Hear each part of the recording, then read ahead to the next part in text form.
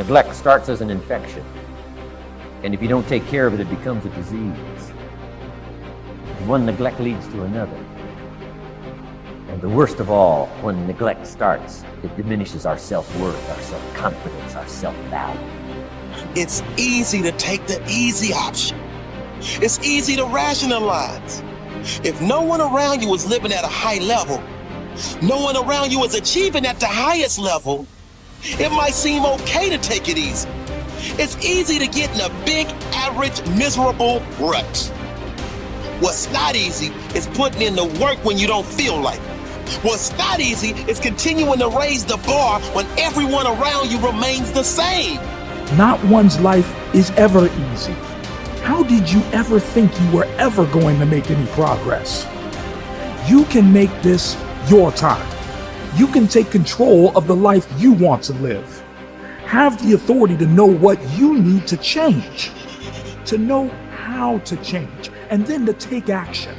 Have discipline for yourself into progress. Switch your routine. Good people can't really handle them on the level that someone who's great is. So you're praying for greatness and a problem comes and you're running from the problem. You don't understand that it is in solving the problem that you become wealthy. You don't understand that when you solve that problem, you solve something that 2 other million people couldn't solve. And so once you solved it, that solving the problem elevated you. There's so much knowledge out there, so much information, so many ways to get better. And we make so many mistakes. We're the product of our mistakes. And oftentimes the lesson is sitting there right in front of our face. It's there to be learned, but we miss it, or we don't pay attention to it, or we think we know better until it punches us in the face. Be confident in your ability to overcome any challenge that comes your way. Why? Because your level of confidence is going to determine what you strive for. If you don't have confidence, what you'll do is you'll see something that you want, but you won't go for it because you'll tell yourself, I'm not cut out for this. I'm not good enough for this. I don't speak well enough for this. I'm not credentialed enough, or I'm not qualified enough. And what you're doing is holding yourself back. Think about, how can you do something different? We decided to take a risk and be different. So how can you be different in your category, in your career, in your field of interest, whatever you're doing? How can you purposefully choose to evolve and do something different? Because that's a risk.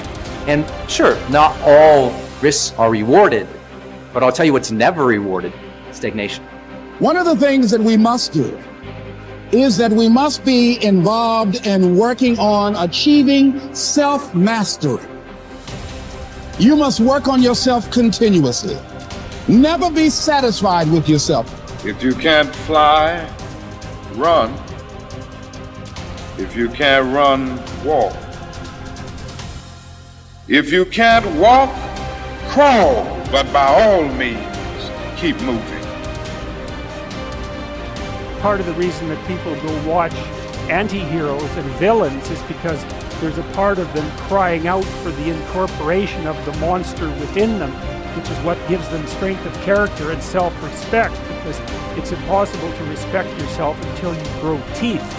And if you grow teeth, then you realize that you're somewhat dangerous, or maybe somewhat seriously dangerous, and then you might be more willing to demand that you treat yourself with respect and other people do the same thing.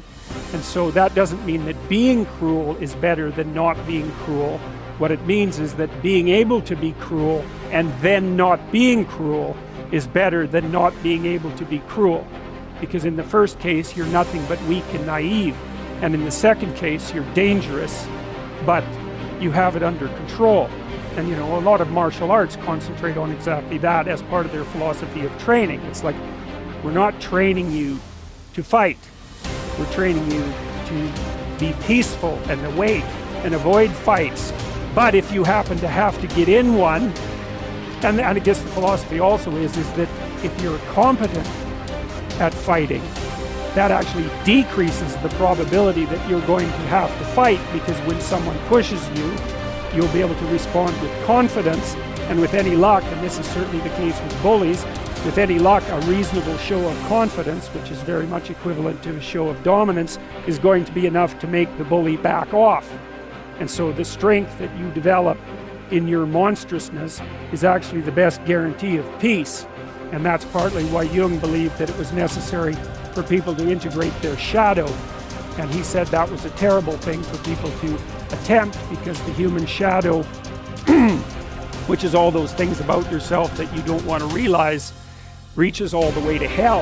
And what he meant by that was, it's through an analysis of your own shadow that you can come to understand why other people are capable, and you as well, of the sorts of terrible atrocities that characterize, let's say, the 20th century. And without that understanding, there's no possibility of bringing it under control. It's also partly why the path to enlightenment and wisdom is seldom trod upon, because if it was all a matter of following your bliss and doing what made you happy, then everyone in the world would be a paragon of wisdom. But it's not that at all. It's a matter of facing the thing you least want to face, because the gateway to wisdom and the gateway to the development of personality, which is exactly the same thing, is precisely through the portal that you do not want to climb through. And the reason for that's actually quite technical. This is a Jungian presupposition too, is that, well, there's a bunch of things about you that are underdeveloped, and a lot of those things are because there's things you've avoided looking at because you don't want to look at them, and there's parts of you you've avoided developing because it's hard for you to develop those parts. And so it's by virtual necessity that what you need is where you don't want to look, because that's where you've kept it. The starting point of setting goals is for you to throw off all mental limitations and let your mind roam freely across the entire universe of possibilities. Your primary job at the beginning is to allow yourself to dream big dreams and determine exactly what it is you want out of life, in every area and in every dimension. Decide what's right before you decide what's possible. Imagine that you can be or have or do virtually anything that you really want to, as long as you know exactly what it is. First, make up a dream list. Temporarily imagine that you have no limitations of time, money, knowledge, contacts, experience, or education. Imagine that anything that you can write down is possible for you. Remember, anything that you can clearly define and crystallize on paper is probably possible if you want it long enough and hard enough and are willing to make whatever efforts and sacrifices are necessary. There are no unrealistic goals, only unrealistic timelines. The very act of writing your goals down sets the whole universe to work in your favor and activates all the mental laws to help you.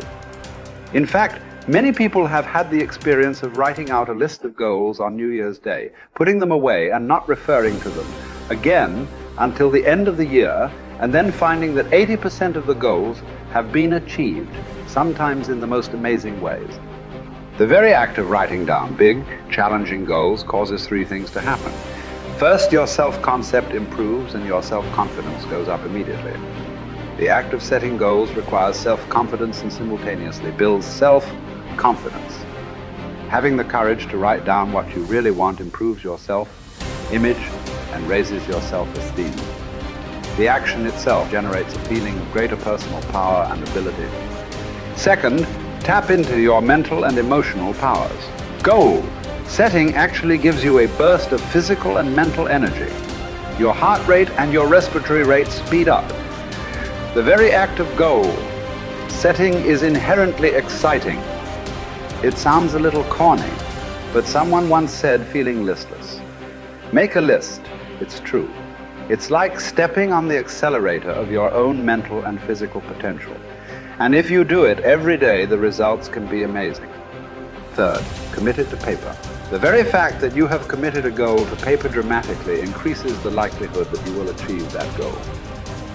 Your mind is structured in such a way that you cannot write down a goal clearly on paper without simultaneously having the ability to somehow attain it. The most important question is, how badly do you want it? As soon as you plant the garden, the busy bugs and the noxious weeds are out to take it, And you've got to learn not only to nourish your values, you've got to learn to do battle with your enemies. Whatever threatens you, I'm asking you to threaten it back. Take care of your responsibility, but don't take anything off of anybody. Somebody wants to destroy your chances for a good future by their negative talk, negative thinking, putting it all down. I'm telling you, walk away if you have to. Walk away. Whatever threatens you, threaten it back. Whatever threatens your opportunity, threaten it back. Now, some of our enemies are on the outside, but here's the most important thing to understand. Some of our enemies are on the inside. Let me give you a quick list. Indifference. You got to do battle with your own indifference. Boy, it's easy to coast, especially if you've accomplished something, extraordinary. Now, somebody says, well, I got to relax. Here's the key. Not too long. The weeds will take all you plant if you rest too long. Don't rest too long. Indecision. You got to make those decisions. The ones that don't turn out to be good gives you experience to make better decisions. Don't let much time go by without making some decisions. The ones that you can make quickly, make them quickly. The ones that take time, take your time. But get those decisions made. Don't let indecision be an enemy, rob you of the future, empty your bank account, leave you with zero in the purse. Don't let that happen. The next one is doubt. But I'm asking you not to pick up all those doubts. I'm asking you to have some faith, have some courage, believe, drive your doubts into a small corner. Don't let them loose like a mad dog, drive you into a small corner. Don't doubt the future. Don't doubt the possibilities. Here's the most important one of all. Don't doubt yourself. If I've got miracle working power to change my life, so do you. If I've got the ability to change, so do you. If I've got the ability to read, so do you. If I can discover, so can you. If I can grow, you can grow. If I can develop, you can develop. If I can get an invitation like I got 6 years ago, help take something around the world, so can you. If I can stand on this platform, Idaho farm boy raising obscurity, so can you. I'm asking you, don't sell yourself short.